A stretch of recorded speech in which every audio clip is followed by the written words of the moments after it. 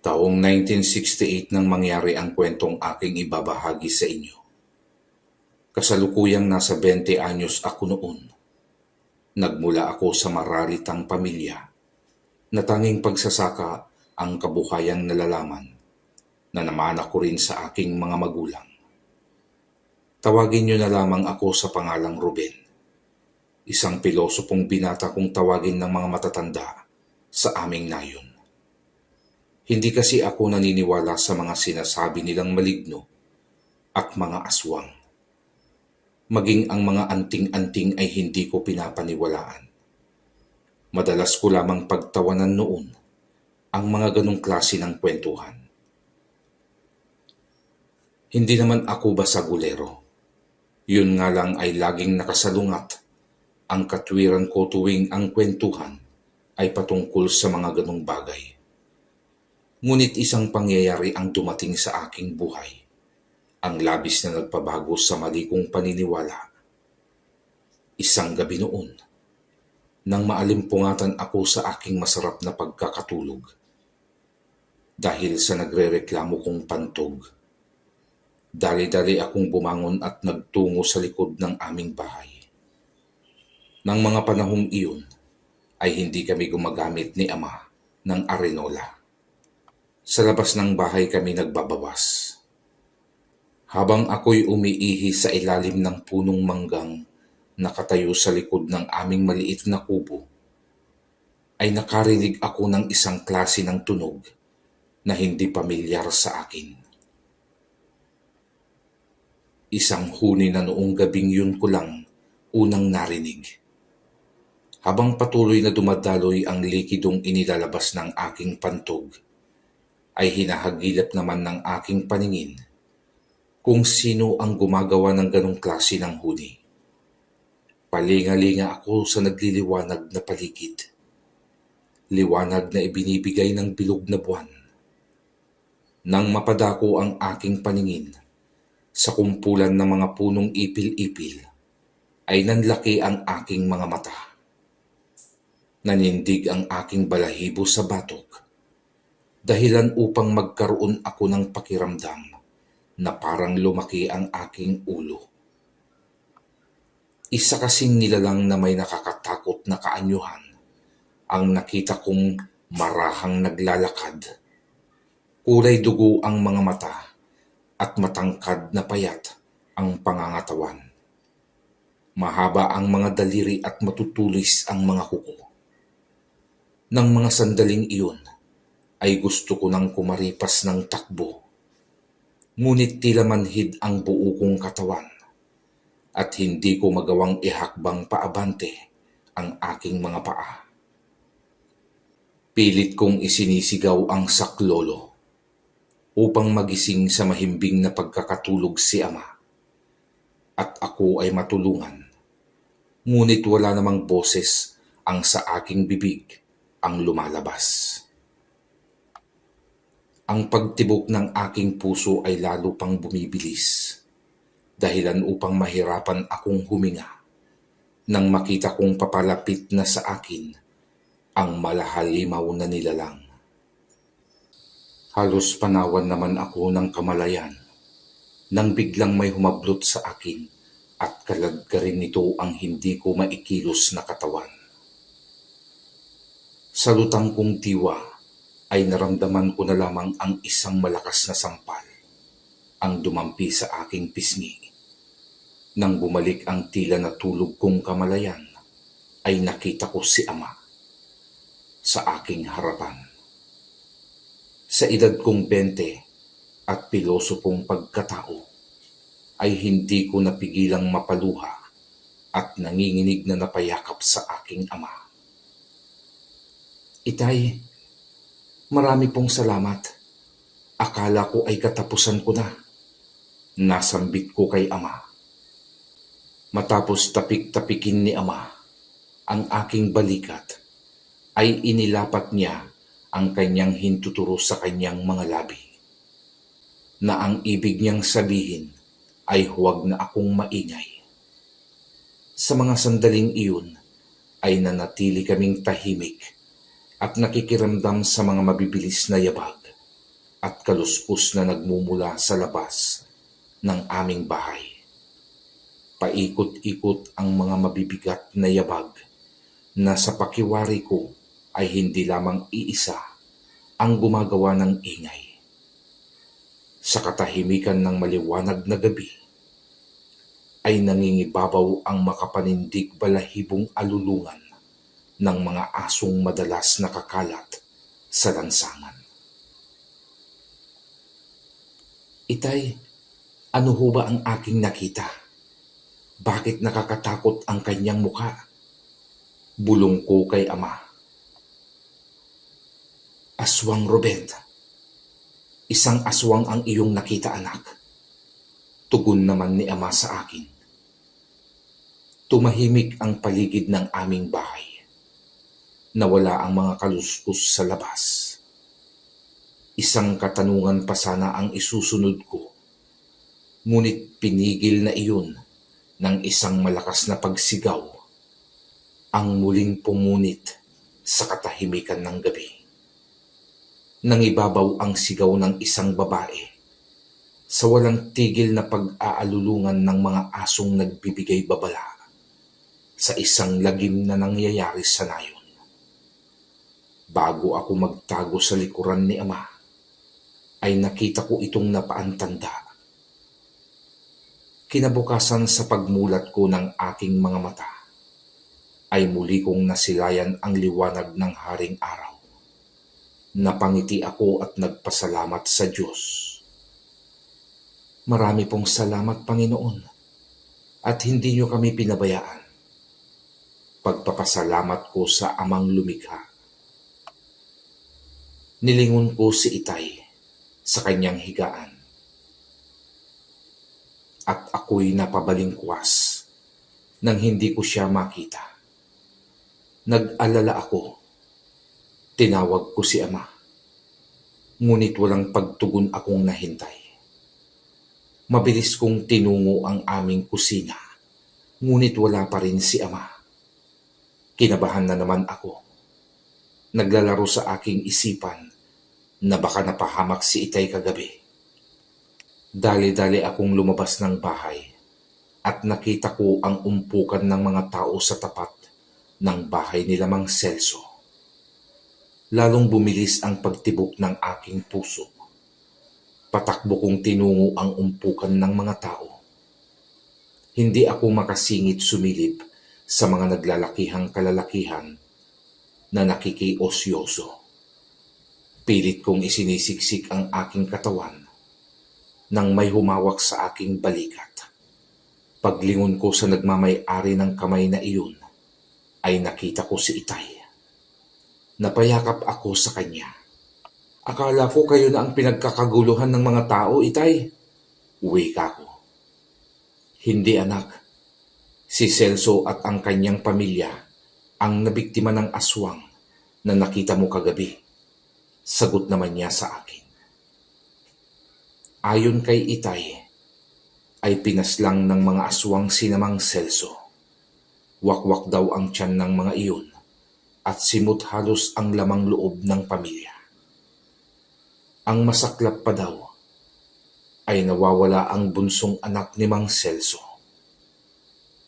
Hinihinala nilang tinangay iyon ng aswang. Hindi nagtagal ay dumating ang ilang pulis na mag-iimbestiga sa pangyayari. Isa si Itay sa napagtanungan ng imbestigador. Wala ba kayong nalalamang kagalit ni Celso para gawin ang bagay na ito sa kanila? Tanong ng pulis kay ama. Wala naman po, sir. Katunayan ay mababait na kapitbahay ang pamilyang yan. Saka hindi naman tao ang gumawa ng pagpatay, sir. Tugon ni ama. Kung hindi tao ang may gawa nito ay ano? At nakita mo ba ang pangyayari? Muling tanong ng pulis kay Itay.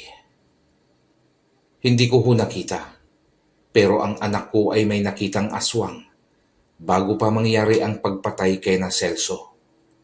Narinig pa namin ang pagsigaw ng kanyang may bahay. Wika ni ama. Tinawanan ng mga pulis ang sinabing iyon ni Itay. Hindi tinatanggap ng batas ang tungkol sa mga aswang na sinasabi mo.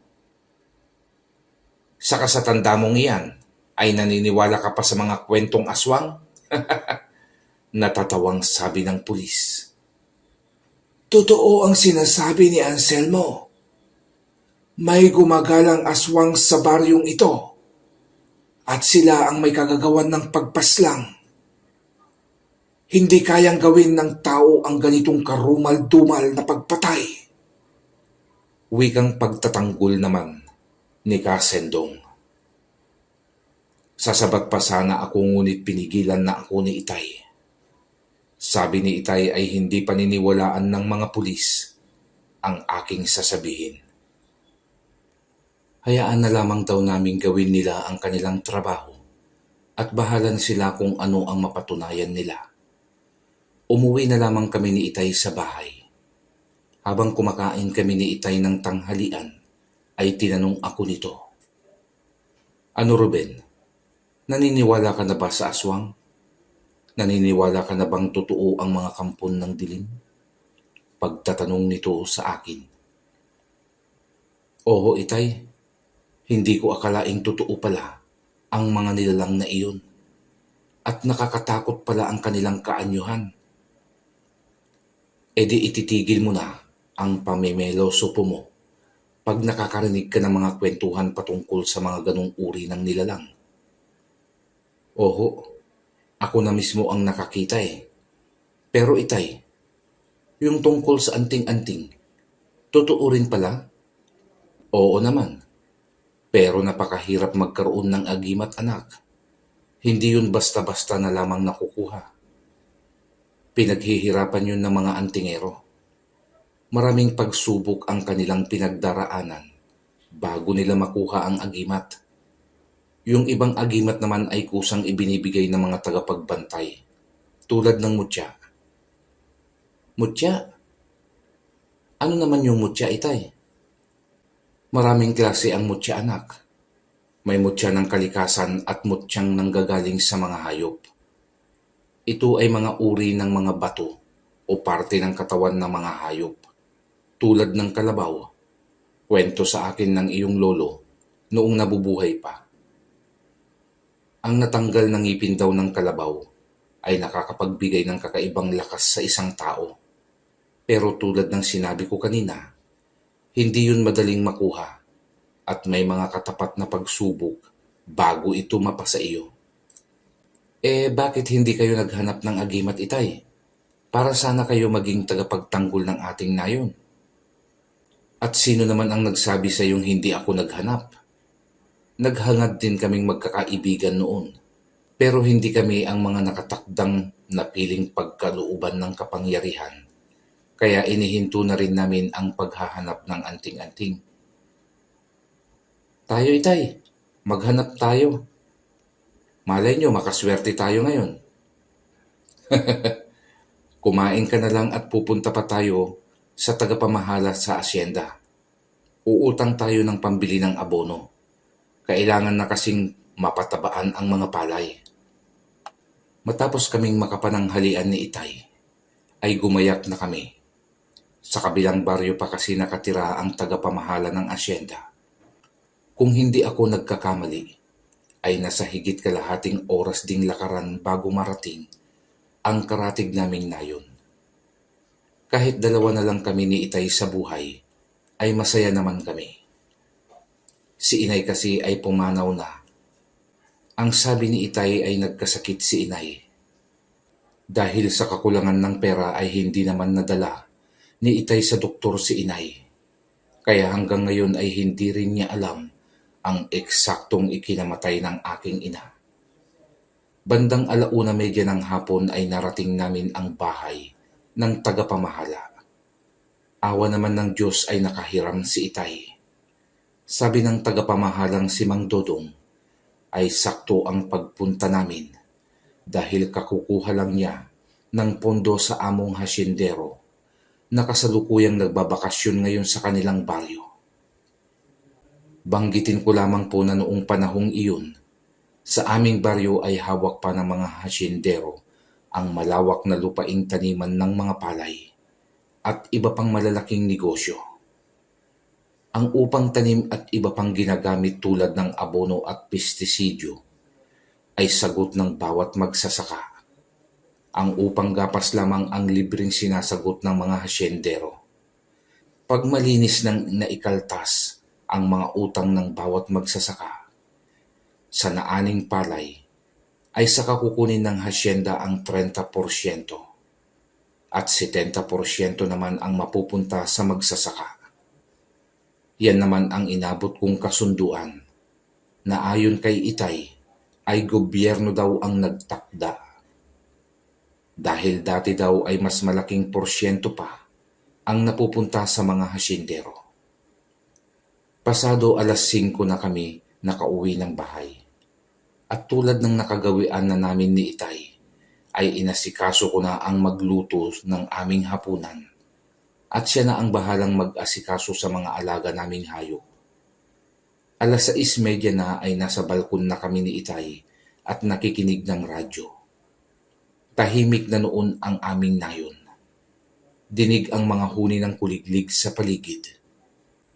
Tanaw din namin ang ibang kapitbahay na bukas pa ang kanilang mga bintana. Ruben, maaga tayong gigising bukas.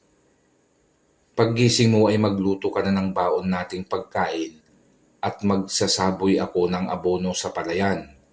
Ikaw na ang bahalang magtabas ng mga damo. Uwi ka ni Itay. Opo, Itay. Tapusin ko na lamang ho itong drama at matutulog na rin ho ako. Tugon ko naman. Tumango si Itay at pumasok na siya sa silid. Naiwan ako sa balkon habang nakikinig pa ng paborito kong programa. Ilang minuto ang makalipas nang makaramdam ako ng kakaiba sa aking sarili. Yun bang pakiramdam na may nakatingin sa iyo? Agad ko namang iginala ang aking paningin sa paligid. Napansin kong sarado na pala ang mga bintana ng aming mga kapitbahay. Nang madaan ang aking paningin sa isang punong hindi kalayuan sa aming bahay, ay nakita ko ang isang maitim na figurang nakatayo doon. Alam kong nakatitig iyon sa akin dahil kitang-kita ko ang pagkurap ng kanyang mapupulang mata. Hindi ko na pinatagal pa ang sandali at agad kong tinawag si Itay. Itay! Itay! Narito na naman ang aswang! Sigaw na pagtawag ko sa aking ama. Ngunit bago pa ako mapuntahan ni Itay, ay singbilis ng hangin na nawala ang nilalang na iyon. Nasaan ang walang hiyang aswang ha, Ruben? Tanong ni Itay sa akin nang dumating siya sa kinaroroonan kong balkon. Bigla na lamang pong nawala, Itay. Nang tawagin ko kayo, maaaring natakot ang aswang sa ginawa kong pagsigaw. Sagot ko naman sa kanyang tanong. Sige, bitbitin mo na ang radyo at pumasok ka na sa loob. At matulog ka na. Maaga pa tayong gigising bukas, sabi ni Itay. Madaling araw ay gising na kami ni Itay at naghahanda na kami ng aming mga dadalhin sa bukid. Madilim pa noon ang paligid ay gumayak na kami patungo sa aming sakahan. Nakasakay si Itay sa kalabaw habang ako naman ay sa maliit na kariton na hila-hila ng aming kalabaw. Alas 6 ng umaga ay narating na namin ang bukid. Wala na kaming inaksayang oras at sinimulan na namin ang trabaho upang matapos kami agad. Habang nagsasaboy si Itay ng abono, ay tinatabas ko naman ang matataas at malalago ng damo sa mga pilapil. Pagsapit ng pananghalian, pagtapos nating kumain ay mauna ka nang umuwi sa bahay. Ako na ang tatapos sa gawain dito. Kailangan kasing mapakain ang ibang alagang hayop sa bahay at magluto ka na rin ng hapunan.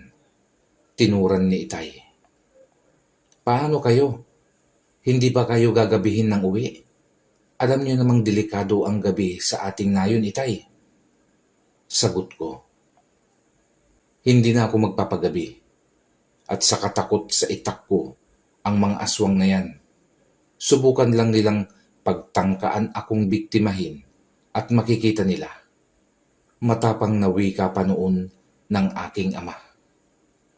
At dahil tiwala ako at hanga naman talaga sa katapangan ni Itay, ay umuwi na ako matapos naming makapananghali.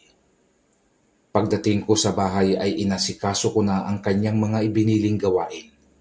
Maaga pa at maliwanag pa noon nang matapos ko ang gawaing iyon. Kinuha ko ang aming radyo at nahiga sa aming balkon habang nakikinig. Maya't maya din ang ginagawa kong pagtingin sa aming trangkahan. Nag-aagaw na noon ang liwanag at dilim, ngunit wala pa rin si Itay. Bahagya na akong kinabahan noon. Sa isip ko ay kung ano-anong katatakutan na ang pumapasok. Lalo pa akong nilukob ng kaba nang banggitin sa radyo ang oras. 8:00 na ng gabi, pero wala pa rin si Itay. Nais ko sana siyang sunduin na noon, ngunit natatakot akong lumabas at maglakad mag-isa patungo sa bukid. Alam kong maaaring nasa paligid lamang ang mga aswang at nag-aabang ng mabibiktima.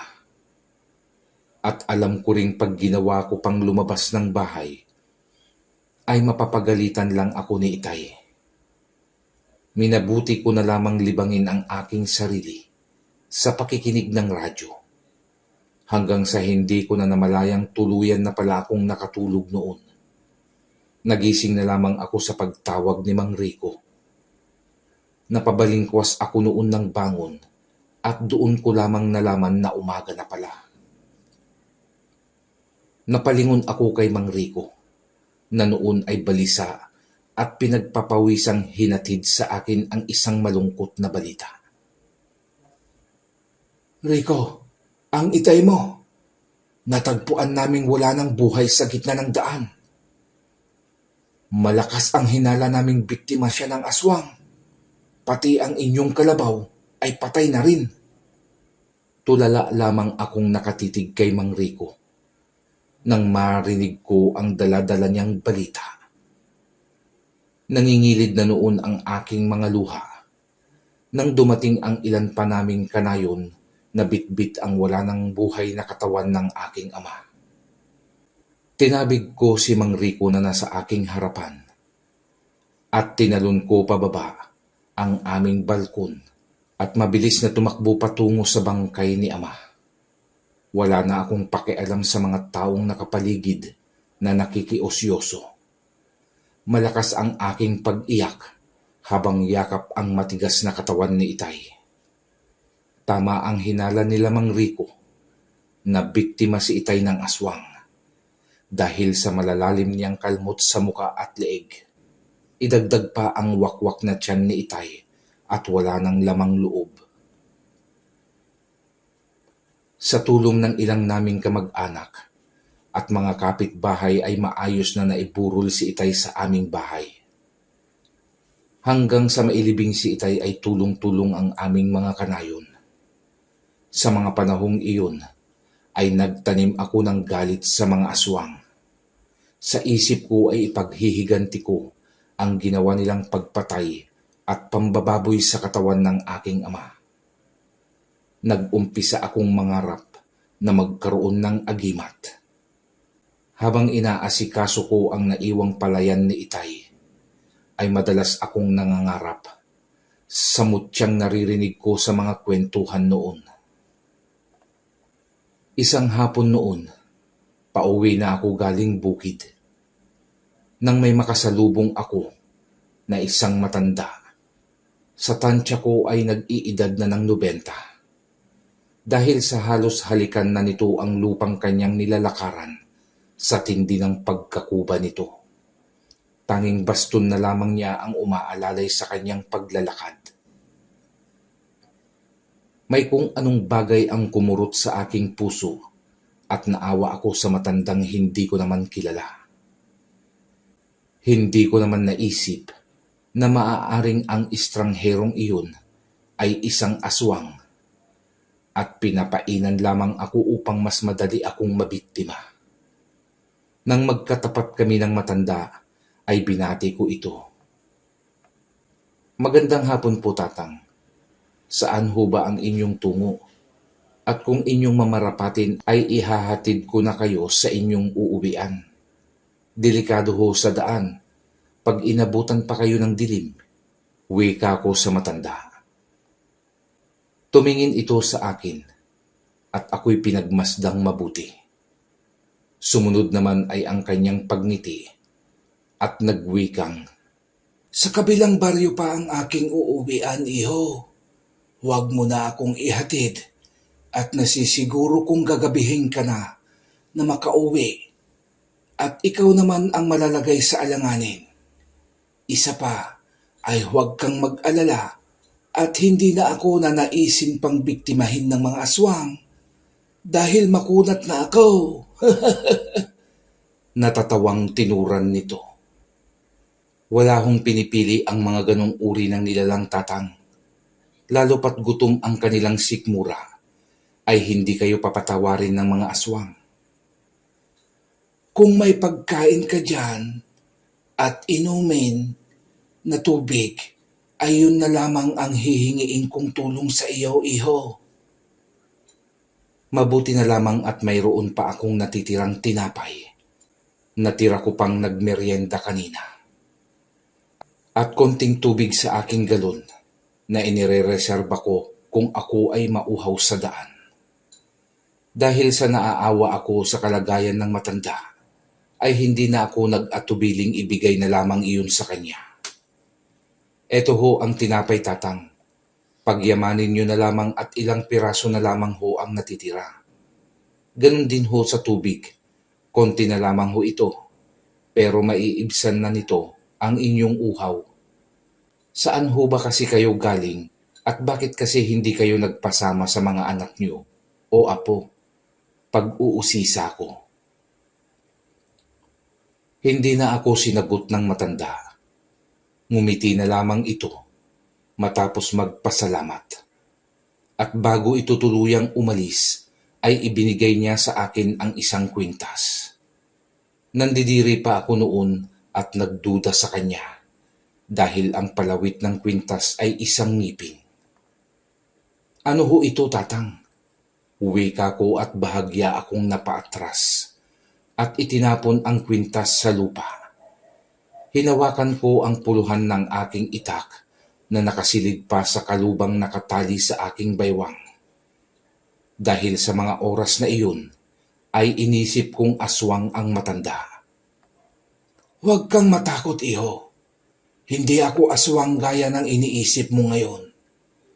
Kung isa ako sa mga nilalang ng dilim, ay kanina pa kita inatake at nilapa. Wika niya habang kinukuha nito ang tinapon kong kwintas. Nang makuha niya iyon ay muli niyang iniabot sa akin. Sige na, iho. Kunin mo at malaki ang maitutulong nito sa iyo. Alam ko ang iyong pinagdadaan ng lungkot at hangaring paghihiganti sa mga nilalang na pumaslang sa iyong ama. Sa pamamagitan nito ay maraming tao kang matutulungan. Nag-aatubili pa akong kunin iyon. Parang nawala kasi ang tiwala ko sa matandang aking kaharap. Nang muli na namang magwika ang matanda. Isa itong mutya. Mutya ng kalabaw. Bibigyan ka nito ng kakaibang lakas at kunat ng balat. Isang kapangyarihang magagamit mo upang maipagtanggol ang iyong sarili. Sige na. Eto, kunin mo. Marahan ko yung kinuha sa kanyang kamay habang nakapako ang aking tingin sa kanyang mukha. Nang makuha ko na iyon ay pinagmasdan ko ang sinasabi niyang mutya ng kalabaw. Ilang segundo ko rin pinagmasdan ang mutya at nang ibalik ko sa matanda ang aking tingin ay wala na iyon. Tanging ang tinapay at galon na lamang ng tubig ang nasa harapan ko.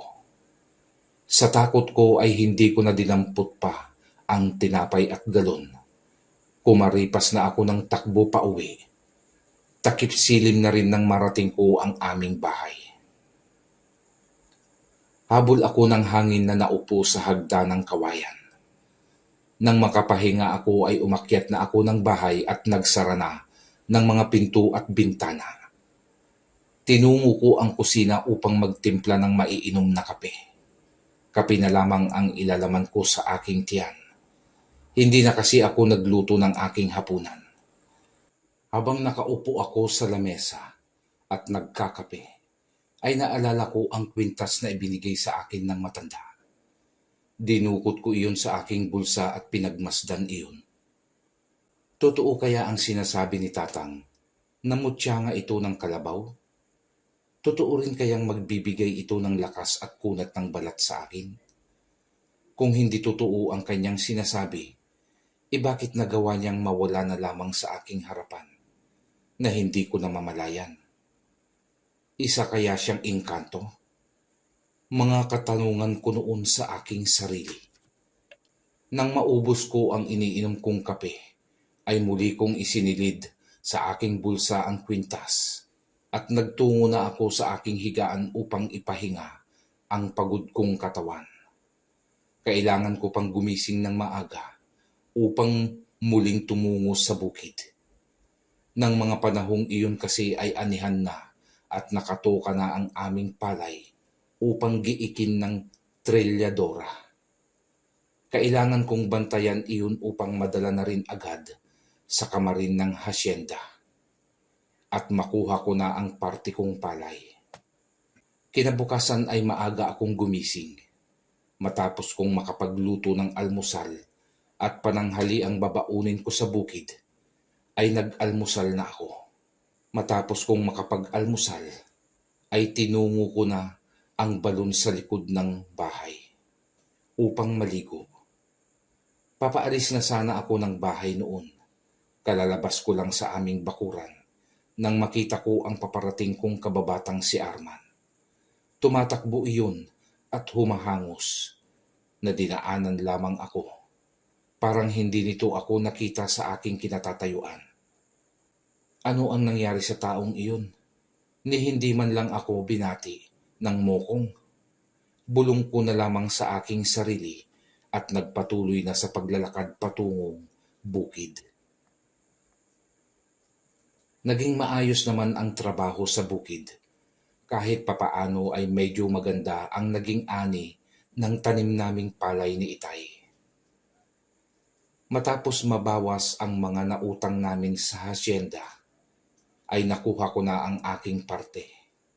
Gamit ang inarkila kong kalabaw at kariton na pinagsakyan ng 50 kaban na parte ko, ay masaya akong umuwi ng bahay. Papito-pito pa ako noon nang bigla akong mapahinto. Nadaanan ko kasi ang bahay ng isa naming kanayon. Laking pagtataka ko nang bigla na lamang may nakaburol sa bahay na iyon. Marahan kong pinalakad ang sinasakyan kong kalabaw at nakatingin sa mga taong nakikilamay ng mga oras na iyon. Nang makita ko si Arman, ay tinawag ko siya at tinanong kung ano ba ang nangyari. Bakit bigla na lamang may nakaburol na sa bahay nila Kadoming? Ayon naman sa kababata kong si Arman, ay nabiktima daw ng aswang ang anak ni Kadoming at ang buntis nitong manugang. Natagpuan daw kasi nilang wala ng buhay ang mag-asawa sa gitna ng daan. Wakwak daw ang mga tiyan ng biktima. Bakit kasi sila lumalabas ng gabi? Alam naman nilang hindi ligtas ang lumabas ng gabi dito sa ating nayon. Wika ko. Kwento ni Kadoming na pupuntahan daw ang hilot dahil sumasakit ang tiyan ng babae. Akala nila ay manganganak na dahil kabuwanan na daw ng kanyang manugang. Hindi naman niya nasamahan dahil kasalukuyan namang sinusumpong siya ng rayuma. Napailing na lamang ako sa aking nalaman. At bago ako umalis, ay kinausap ko si Arman kung pwede ko siyang makuhang makakatulong sa pagdidiskarga ng palay sa kariton. at isalansan ang mga sako ng palay sa loob ng aming kubo. Pumayag naman ito. Dinaanan ko na rin ang aking pinsan upang mas mapabilis ang trabaho. Matapos naming mailagay sa loob ng bahay ang mga sako ng palay, ay ibinigay ko na ang upa ng dalawa. Habang nagpapahinga kaming tatlo, ay napag-usapan namin ang tungkol sa mga aswang at agimat. Kayong dalawa, naniniwala ba kayo sa mga sinasabi nilang agimat? Pagtatanong ko. Oo naman pare, ako talagang naniniwala. Tunayan nga ay may kakilala si tatay na nagtatangan ng mutya ng kalabaw. Napakalakas daw ng taong iyon at lumalaban talaga sa mga aswang. Tugon ni Arman. Yun naman pala, bakit hindi tawagin ng tatay mo ang kakilala niya upang puksain ang mga aswang dito sa ating baryo? Sinabi ko na yan kay tatay, pero sabi niya ay patay na daw ang taong iyon dahil sa matanda na. Hindi naman daw na ipamana sa dalawang anak na lalaki dahil mga luko-luko naman daw. Baka daw gamitin lamang sa masama ang mutya. Hindi kaya siya ang matandang nagbigay sa akin ng kwintas?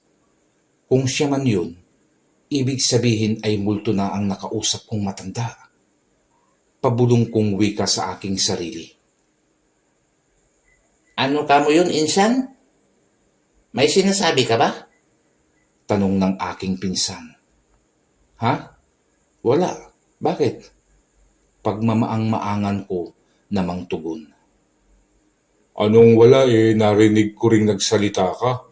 Hindi ko lang maintindihan dahil mahina. Sabi naman ni Arman.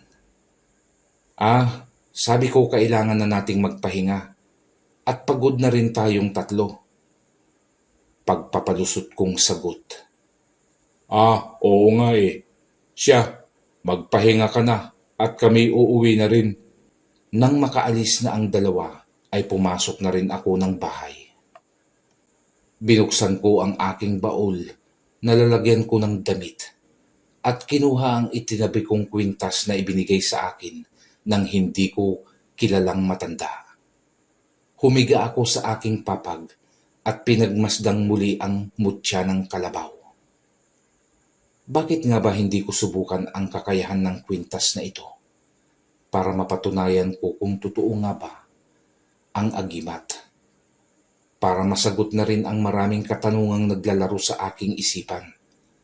Bulong ko sa aking sarili. Isinuot ko ang kwintas. Wala naman akong naramdamang kakaiba sa aking sarili. Napangiti ako at napailing na lamang. Inaasahan ko kasi ay may kakaibang reaksyon magaganap tulad ng mga naririnig ko sa mga kwentuhan ng mga matatanda patungkol sa mga antigerong nakakakuha ng agimat. Hindi ko na iyon hinubad. Nakita ko kasing bagay naman iyon sa akin nang tignan ko ang aking sarili sa piraso ng salamin. Bandang 6:00 ng gabi nang maisipang kong lumabas ng bahay at tumungo sa namatayang kapitbahay upang makilamay. Maliwanag noon ang gabi. Ramdam ko ang pagdampi ng malamig na simoy ng hangin. Panay din ang ginagawang pag-awit ng mga kuliglig na nakakapit sa mga dahon ng punong kahoy. Hindi naman ako nakaramdam ng takot sa mga sandaling iyon. May iilan pa kasi akong kanayon na nakakasalubong galing sa lamayan. Pagdating ko sa bahay ng namatay, ay nadatnan kong madami pa ang taong nakikipaglamay. May mga nagsusugal, nagkakantahan at nagkwekwentuhan. Maliban lamang sa mga kababaihan at mga bata na maaaring natatakot ng lumabas ng gabi. Hindi rin naman ako nagtagal sa lamayan. Inaalala ko rin kasi ang imbak kong kaban ng palay sa bahay. Nagtagal lamang ako ng 1 oras at nagpaalam na rin ako sa pamilya ng namatay. Habang naglalakad ako noon, ay pansin kong nag-iisa na lamang ako sa daan. Wala pa namang kakaiba sa paligid hanggang sa mapatapat ako sa isang bahay. Napatigil ako sa paglalakad at hindi maiwasang pagmasdan ang isang maitim na figurang nakadikit sa dingding ng bahay na iyon. Mabalahibo ang katawan ng nilalang at akala mo ay isang malaking tuko na nakadikit iyon sa kinakapitang dingding. Nataranta ako ng mga sandaling iyon. At sino ba naman ang hindi? Kung alam mong isang hindi pangkaraniwang nilalang ang iyong makikita. Naghanap ako ng matataguan. Sa isang puno ng talisay sa tabing daan ako nagkubli habang pinagmamasdan ko ang dahang-dahang paggapang ng nilalang na iyon. Palapit sa nakasarang bintana ng bahay. Naninindig ang aking mga balahibo habang nasasaksihan ko kung paano isinasagawa ng isang aswang ang pambibiktima. Hindi ko maunawaan ang aking sarili sa mga oras na iyon. Gusto ko nang kumaripas ng takbo pa uwi, ngunit may bahagi sa aking isipan ang pumipigil sa akin. Parang may bumubulong sa akin na harapin ko ang nilalang na iyon at huwag katakutan. Nang makita kong binubuksan na ng nilalang ang bintana, ay namalayan ko na lamang ang aking sarili na dumadampot na ako ng bato at ipinukul iyon sa aswang. Hindi ko tinamaan ang nilalang ngunit tumama ang bato sa dingding ng bahay. Lumikha iyon ng ingay dahil sa malakas na pagkalabog ng bato sa dingding. Agad din ang ginawa kong pagkubli sa puno ng talisay at maingat na sinilip ang aswang. Ngunit nawala na iyon sa kinaroroonan ng dingding. Buong akala ko ay umalis na ang aswang at lumabas na ako sa aking pinagkukublihan at palingalinga sa paligid na naglakad pa uwi ng bahay. Halos kumawala sa aking katawan ang aking kaluluwa nang bigla na lamang sumulpot sa harapan ko ang aswang na aking ginambala sa kanyang masamang balak sa bahay na iyon. Akala mo siguro ay makakauwi ka pa ng buhay. Pasaway na binata. Dahil sa pakikialam mo sa gawain ko, ay ikaw ang gagawin kong handa sa kaarawan ng aking anak. Wika sa akin ng nakakatakot na nilalang. Hindi ako makapagsalita sa mga sandaling iyon. Pakiramdam ko ay maiihi na ako sa aking pantalon sa labis na takot na kumulob sa buo kong pagkatao. Hindi ko na alam ang aking gagawin. Sa malamig na gabing iyon, ay butil-butil na pawis ang nararamdaman kong lumalabas sa aking katawan. Nakita ko ang dahan-dahang paglapit sa akin ng aswang.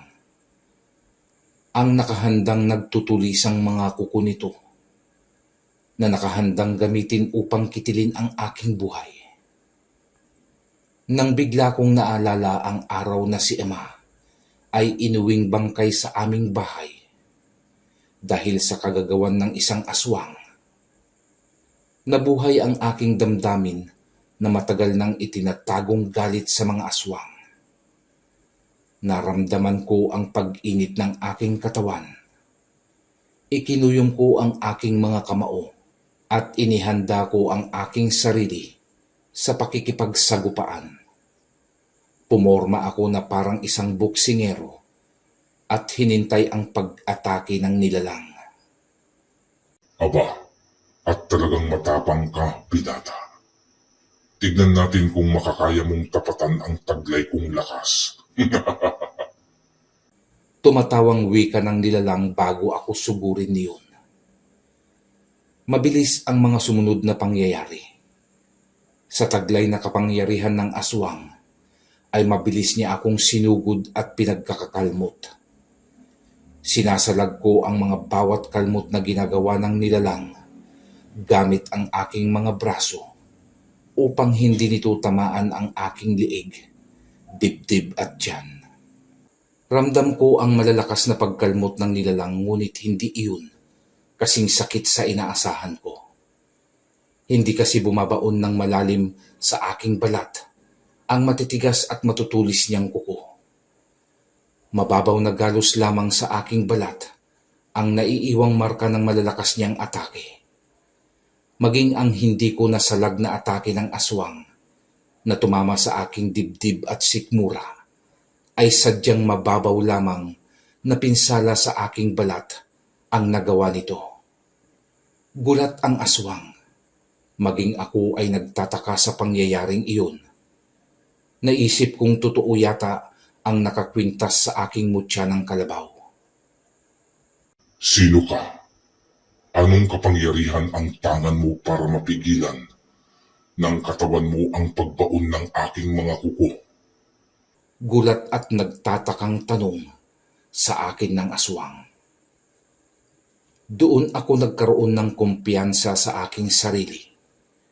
Nawala ang takot ko sa tulad niyang kampon ng kadiliman.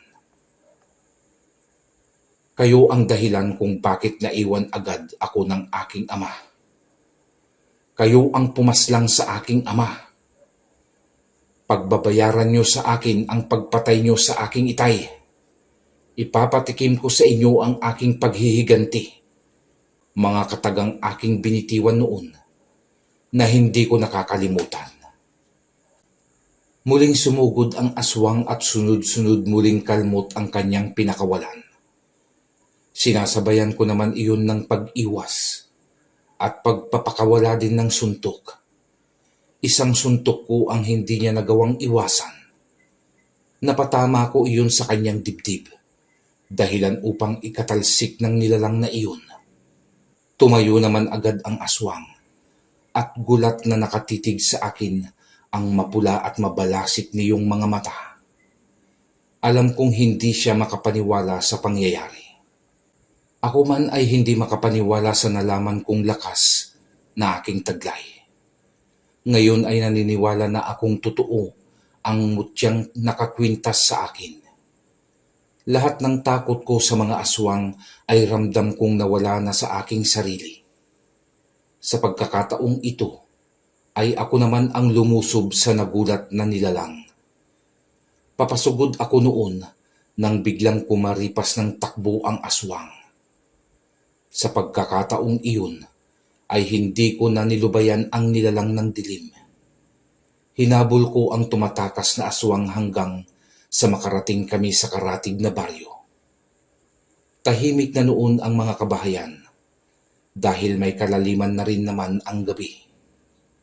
Patuloy pa rin ang pagtugis ko sa katunggali kong aswang na sa pagkakataong iyon ay nasasabayan ko ang kanyang bilis. Bagamat nakakaramdam ako ng pagod, ay hindi iyon katulad ng pagod na nararamdaman ng isang normal na tao. Napansin ko na lamang na nagiging pamilyar na sa akin ang paligid. Ito ang lugar kung saan nakatira ang tagapamahala ng asyenda, si Mang Dodong. Lugar na nila Mang Dodong ito. Hindi kaya si Mang Dodong ang hinahabol kong aswang? Napatanong ako sa aking sarili. Hindi nga ako nagkamali at nakita ko ang aswang na huminto sa mismong tapat ng bahay nila Mang Dodong. Tinawag nito ang kanyang asawa at anak. Iba ang ginamit niyang lengguwahe. Hindi ako pamilyar sa salitang iyon. Sa pagbukas ng pintuan ay lumabas ang dalawa pang nilalang. Nakawangis na ng hinahabol kong aswang. Mang Dodong, kayo ang aswang? Gulat kong bulalas. Ako nga. At ngayong alam mo na ang lihim ng aming pamilya, ay hindi ka na maaari pang mabuhay. Tugon ng nilalang sa akin. Yan ang anak ni Anselmo, hindi ba, Dodong? Tanong ng kanyang asawa. Oo, ako nga ang anak ni Anselmo, ang isa sa inyong naging biktima. Ngayon ay pagbabayaran niyo ang pagpatay niyo sa aking ama. Yan ay kung makakaya mo kaming tatlo. Kung nagawa mo akong talunin kanina, ngayon ay hindi na mangyayari iyon. Nanaig ang galit ko bilang tao. Nagpupuyos ang aking damdamin na igawad sa 3 aswang ang nararapat na parusa sa kanila. Iyon ay ang kanilang kamatayan. Sa pagsugod ng kanilang anak, ay buong tapang kong sinalubong ng malakas na suntok ang binatang aswang. Agad ko iyong tinamaan at nagawa kong basagin ang bungo niyon sa pamamagitan ng isang suntok lamang. Nangingisay na bumagsak sa lupa ang anak ni Mang Dodong. Nagpumuyos ang galit ng mag-asawang aswang. Mabilis at sabay nila akong dinaluhong. Hindi naman ako nagpatinag at sinabayan ko sila. Bilis sa bilis, lakas sa lakas. Kaliwat kanan ang dumadapong kalmot at suntok sa aking katawan, na sa pagkakataong iyon ay tila manhid ako at hindi iniinda ang pinapakawalan nilang atake. Sa bawat suntok na aking pinapakawalan ay tumitilapon ang mga aswang. Ngunit mabilis muling sumusugod ang mga iyon hanggang sa matsyempohan kong mahawakan ang leeg ng asawa ni Mang Dodong. Hindi na ako nag-aksaya pa ng panahon at agad kong binali ang leeg niyon na ikinasawi naman agad ng asawa ni Mang Dodong. Walang hiya ka. Pagbabayaran mo ang ginawa mo sa aking mag-ina. Galit na pagsigaw ni Mang Dodong. Sinugod niya ako at ibinuhos na niya ang buo niyang lakas. Nagawa niya akong mapatalsik at gumulong ako ng 3 beses sa lupa nang igawad niya sa akin ang malakas niyang sipa. Yun ang kauna-unahang pagkakataon na naramdaman ko ang lakas ng isang aswang. Isang nilalang na galit dahil sa pagkasawi ng mahal niya sa buhay. Ngayon, Mang Dodong, ay patas na tayo. Naramdaman mo na ang sakit ng mawalan ng mahal sa buhay. Turan ko habang tumatayo ako. Dahil sa ginawa mo, ay hindi kita mapapatawad. Mamamatay ka ngayong gabi, binata. Hindi mangyayari ang sinasabi mong yan, Mang Dodong. Ang tulad mo ang dapat mawala sa mundong ito upang matigil na ang pagkamatay ng mga inosenteng tao. Gawin mo kung kaya mo. Galit niyang wika at mabilis na siyang sumugod. Hindi muna ako kumilos. Pinapakiramdaman ko ang gagawin niyang atake. Habang iniipon ko naman ang lahat ng aking lakas. At nang akmanan niya akong kakalmutin, ay sinalubong ko siya ng malakas na pagsuntok sa dibdib. Tumagos ang aking kamao sa kanyang likod. Kita ko ang pagtalsik ng kanyang puso at ilang piraso ng kanyang gulugod. Hindi na niya nagawang ilapat sa aking katawan ang nakaamba niyang mga kuko. Dahil dilat ang mapupulang mata ni Mang Dodong na bumagsak sa lupa na wala ng buhay. Matapos kong mapaslang ang pamilyang aswang, ay kalmante lamang akong naglakad pa uwi sa aming nayon. Ramdam kong may mga taong nakasilip mula sa kanilang tahimik na tahanan at nasaksihan ang mga pangyayari. Punit-punit at may bahid ng dugo ang aking damit na nilisan ang baryong iyon. Baon ang tagumpay na maipaghiganti si Ama kasama ang iba pang taong pinaslang ng mga halimaw. Napahawak ako sa aking kwintas at nagpasalamat sa Panginoon at sa matandang nagbigay sa akin ng mutyanang kalabaw. Marami pong salamat mga kakilabot sa inyong pakikinig. Sana po ay naibigan niyo ang ating kwento at sana ay muli akong nakapagbigay sa inyo ng saya. Huwag po sanang kalimutang mag-like at mag-subscribe. Malaking tulong po ito para sa akin.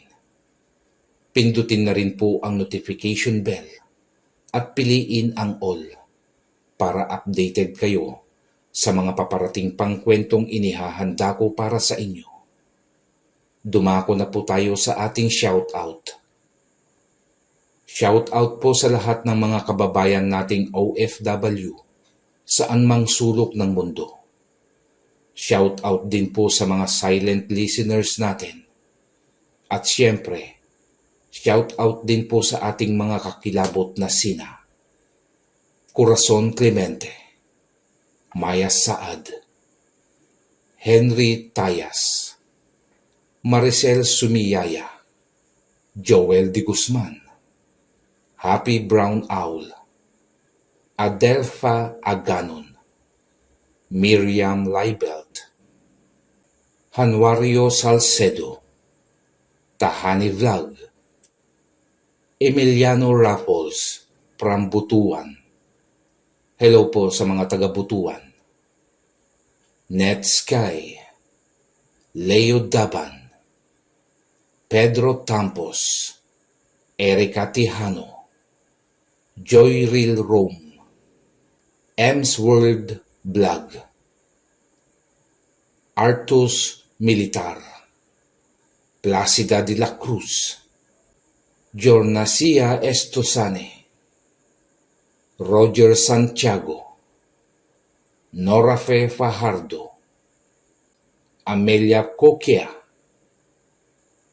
Nere Coyones, Angelina Atienza, Jaime Di Matatak.